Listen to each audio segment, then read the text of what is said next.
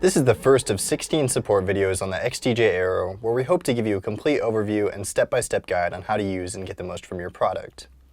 I'll start out by showing you exactly what comes in the box. I'll also be giving you an overview of the hardware, starting with the player area and new conductive platters.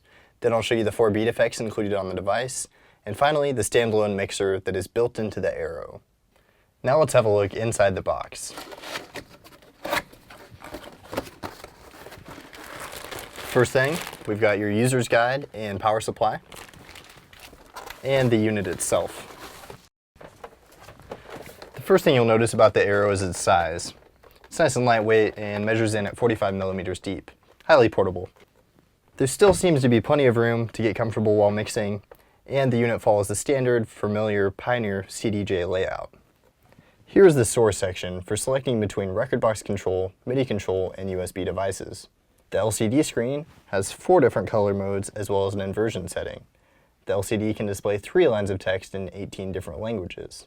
Here we have one of the most prominent features of the unit, the wireless connectivity display. This comes to life when you connect up to 4 devices, which can include your iPhone, Android, or laptop. If connectivity is lost, the Aero uses the emergency auto loop feature to keep the music going. The Aero also offers built-in track syncing capability via the master and sync modes. There is a USB port here for accessing your record box collection via USB key. From here you can also simultaneously record your mix while playing. The platters are touch sensitive, which offer the ability to tap in intricate rhythms with the new jog drum and sample launch modes.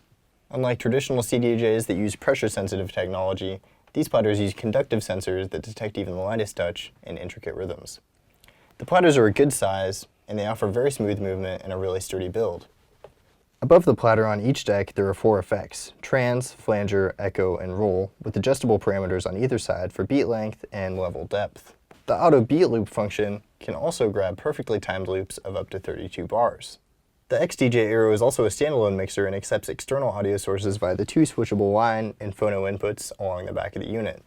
There's also an auto mix feature, which will mix in the next track in a playlist once the last one is over. There are 2 channels, built with the same components as the DJM range of mixers. There are 2 LED indicators, one for each channel, that can be switched from pre-fader level view to master output view with this button here. The headphone and microphone controls are on either side of the mixer. You also get a high and low pass filter for each channel, plus an adjustable curve for the crossfader.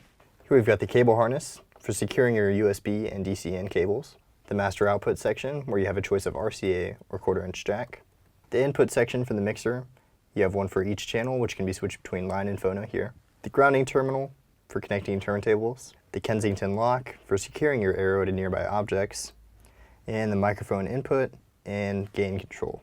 In the next video, we'll be showing you all of the equipment that you can use with the XDJ-Aero.